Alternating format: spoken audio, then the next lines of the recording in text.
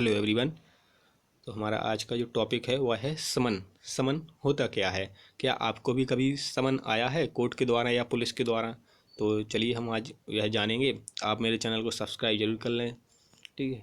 तो चलिए वीडियो को शुरू करते हैं। देखिए, दंड प्रक्रिया संहिता 1973 की धारा 61 से लेकर 70 तक में समन संबंधी प्रावधान किए गए हैं। यानी इन धाराओं में समन से संबंधित जो प्रावधान है सब कुछ बताए गए हैं। इन प्रावधानों में समन का जारी किया जाना और समन की तामील से संबंधित समस्त प्रावधान रख दिए गए हैं। इसमें यानी कि इन्हें कौन जारी कर सकता है, उसमें जो तामील यानी कि डेट वगैरह रहेगी वो क्या रहेगी, इसके बारे में बताया गया है। किसी भी स्वस्थ विचारण के लिए यह आवश्यक है कि उससे संबंधित सभी कार्रवाई अभियुक्त की उपस्थिति में हो। जब कोई विचारण कोर्ट में चल रहा हो तो यह जरूरी होता है कि जिसका विचारण जिस अभियुक्त का चल रहा है वह कोर्ट में उपस्थित हो, तभी वह सही रहेगा, ठीक है।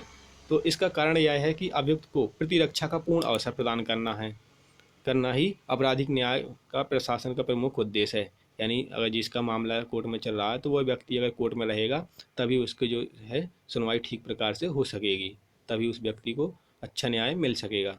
मामले की विचारण के समय यदि अभियुक्त न्यायालय में उपस्थित नहीं होता है तो उसकी उपस्थिति समन के द्वारा सुनिश्चित की जाती है। जब कोई मामला चल रहा होता है कोर्ट में तो उस व्यक्ति को, जिसका कोर्ट में मामला चल रहा है, तो उस अभियुक्त को न्यायालय क्या करता है, एक समन भेजता है, बुलाता है, समन द्वारा भेजता है और बुलाता है कि आप इस तारीख को आ जाइए, उसे सूचित करता है समन के द्वारा, समन भेज करके। फिर संहिता की धारा 61 में समन के प्रारूप के बारे में आवश्यक उल्लेख है। जो धारा 61 कहती है कि इसमें जो क्या है कि जो कैसा रहेगा, उसका प्रारूप है जो कैसा रहेगा वो उसके बारे में बताया गया है। इस धारा के अनुसार दंड प्रक्रिया संहिता के अधीन जारी किया गया प्रत्येक समन लिखित रूप में 2 प्रतियों में होगा। यानी धारा 61 में कहती है कि जो समन अगर भेज होगा जो, तो वह लिखित रूप में होगा और 2 प्रतियों में होगा तथा उस न्यायालय के पीठासीन अधिकारी द्वारा या अन्य ऐसे अधिकारी द्वारा जिसे कि उच्च न्यायालय समय समय पर निर्दिष्ट करे हस्ताक्षरित होगा तथा उस पर न्यायालय की मोहर भी अंकित होगी। यानी कि जो अधिकारी उसे भेजेगा उसके हस्ताक्षर होंगे और उसमें जो न्यायालय की है मोहर, यानी मोहर भी अंकित, सील भी लगी होगी। तो समन मामले में अभियुक्त की हाजिरी सुनिश्चित करने के लिए मजिस्ट्रेट द्वारा समन जारी किया जाता है। जो समन है वो अभियुक्त की हाजिरी सुनिश्चित करने के लिए भी मजिस्ट्रेट द्वारा समन जारी किया जाता है। और देखिए, तथा वारंट मामले में जो वारंट होता है, वारंट मामले में अभियुक्त की गिरफ्तारी के लिए वारंट जारी किया जाता है। जो वारंट होता है वो अभियुक्त की गिरफ्तारी के लिए जारी किया जाता है। लेकिन समन है वह किसी को बुलावा पत्र होता है, किसी को बुलावा यानी कि जब भेजा जाता है तो वह एक प्रकार का बुलावा होता है। किंतु मजिस्ट्रेट निश्चित रूप से इस नियम का अनुपालन करने के लिए बाध्य नहीं है तथा वह स्वविवेक से मामले की गंभीरता के अनुसार समन मामले में वारंट जारी कर सकता है तथा वारंट मामले में समन जारी कर सकता है।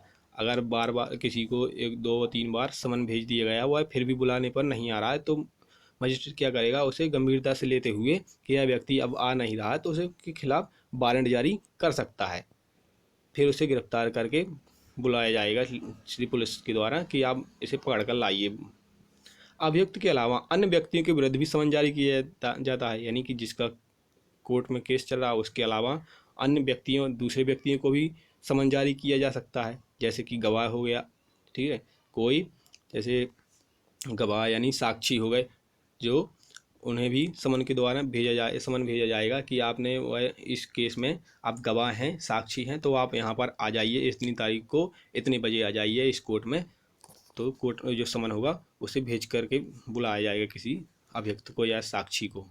धारा 61 से लेकर 69 के प्रावधानों के अलावा भी दंड प्रक्रिया संहिता की धारा 91 में दस्तावेज या वस्तु न्यायालय में प्रस्तुत किए जाने हेतु भी समन जारी किया जाता है। तो धारा 61 के से लेकर 69 के प्रावधानों के अलावा धारा 91 यह कहती है कि अगर कोई दस्तावेज है या कोई वस्तु है तो उसको कोर्ट में प्रस्तुत करने के लिए भी समन जारी किया जा सकता है। मान लीजिए कोई डॉक्यूमेंट्स है आपके पास है तो कोर्ट क्या करेगा, आपके खिलाफ एक समन जारी कर देगा कि आप इस जो आपके पास में डॉक्यूमेंट्स या वस्तु है, कागज़ हैं, उसे लेकर के आप इतनी तारीख को इतने बजे इस कोर्ट में आ जाइएगा।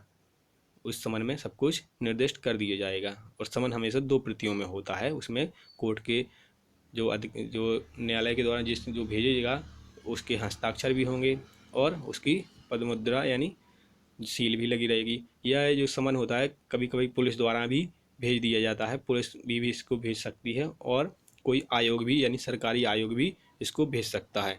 जानकारी अच्छी लगे तो आप अपने दोस्तों को भी शेयर करें, मेरे चैनल को लाइक एंड सब्सक्राइब करें।